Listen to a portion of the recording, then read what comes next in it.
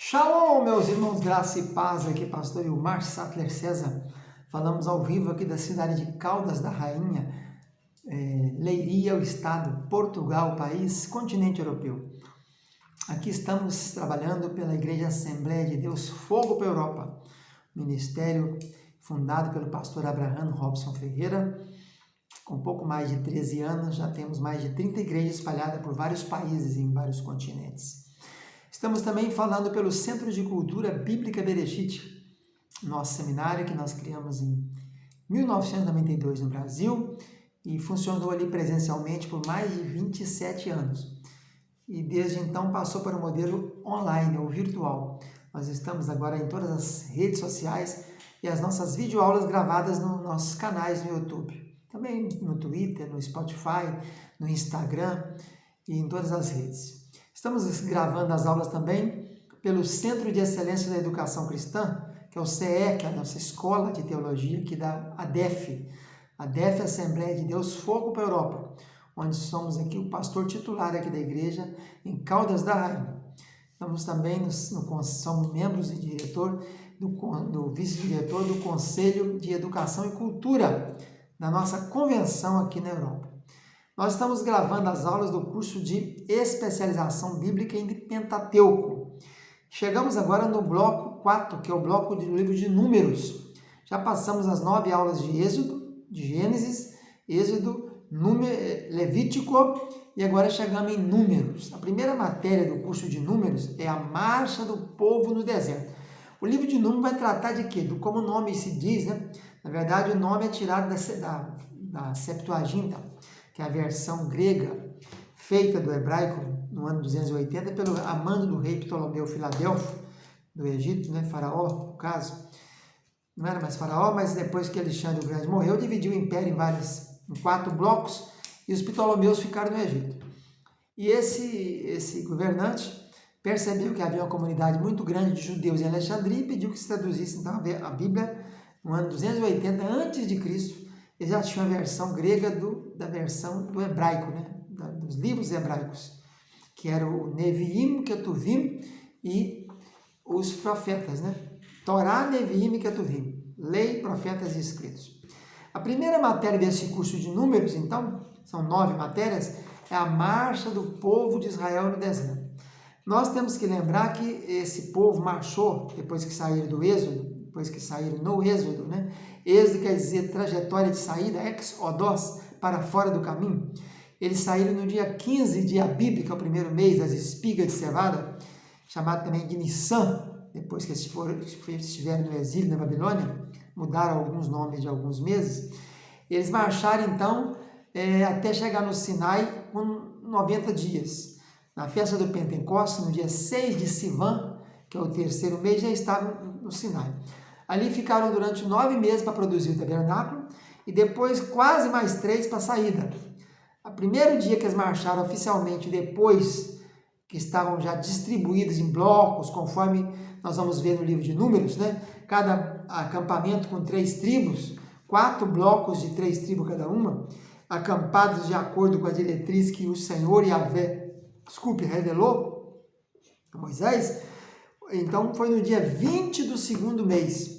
Eles chegaram lá no dia 6 do terceiro mês. Então praticamente 15 dias faltava para completar um ano que eles ficaram parados ali construindo o tabernáculo e depois fazendo o censo e depois celebraram a Páscoa, né? A festa dos pães asmos, depois fizeram a inauguração do tabernáculo, depois a festa dos pães asmos, a Páscoa dos pães asmos, depois o censo no dia 1º do segundo mês e depois a saída oficialmente, que se deu no dia 20.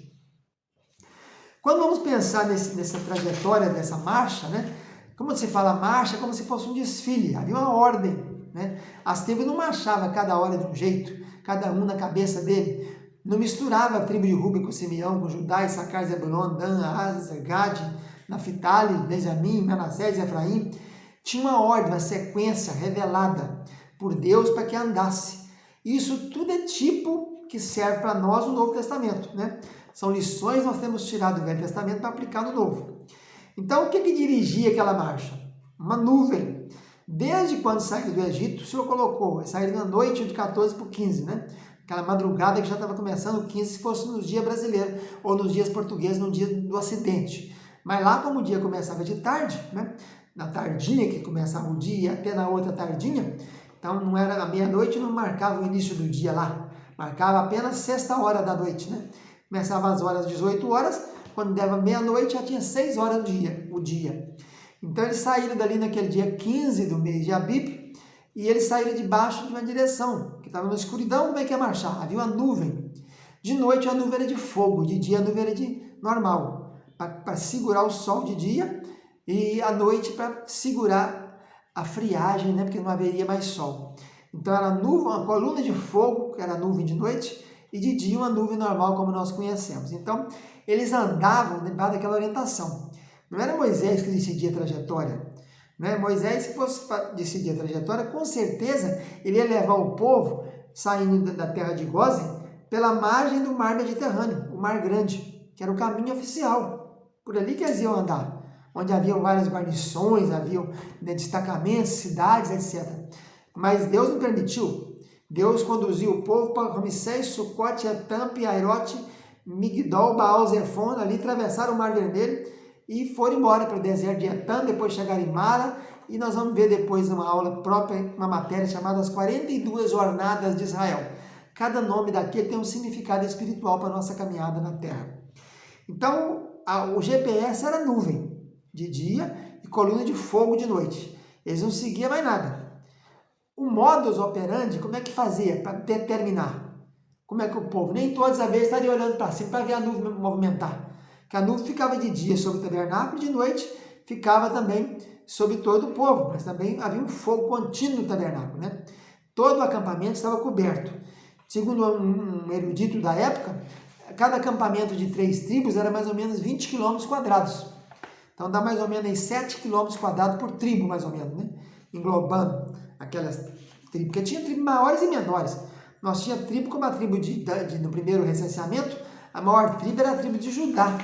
Só essa tribo aí tinha 64 mil pessoas, soldados acima de 20 anos. Então veja bem, 64 mil soldados acima de 20 anos, só essa tribo. E a menor tribo do primeiro recenseamento era Manassés, que tinha 30 e poucos mil.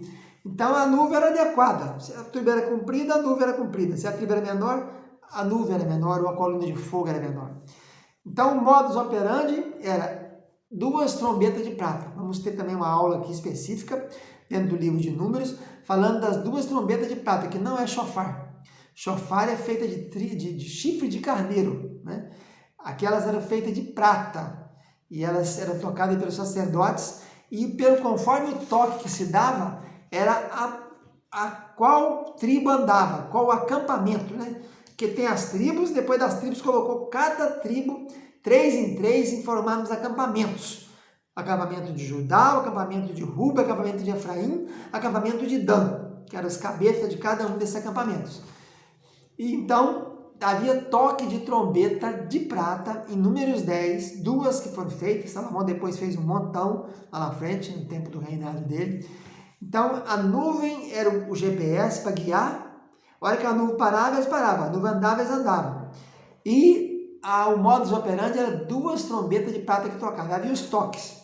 Conforme o toque, se era toque retinido, toque batido, toque duplo, toque triplo, toque quádruplo, um toque só, único. Cada um tinha que saber aquele ali. Então era preciso que o povo, os chefes dos clãs, os chefes das casas, soubesse, aprendesse isso, e para que pudesse andar de conforme o toque era dado, né? Havia uma bênção quando eles saíam, Moisés profetizava uma bênção na partida, também tinha uma bênção que era profetizada na chegada. Cada líder de clã coordenava o seu clã, a sua tribo, né? Além das tribos, tinha depois as famílias, da família tinha as casas, das casas tinha os homens. Nós vamos ver isso lá na ocorrência de Acã, né? Quando fala sobre isso. Então, essa primeira aula da marcha de Israel no deserto é para falar sobre esses detalhes. Que havia um GPS que era nuvem, de dia, coluna de fogo de noite.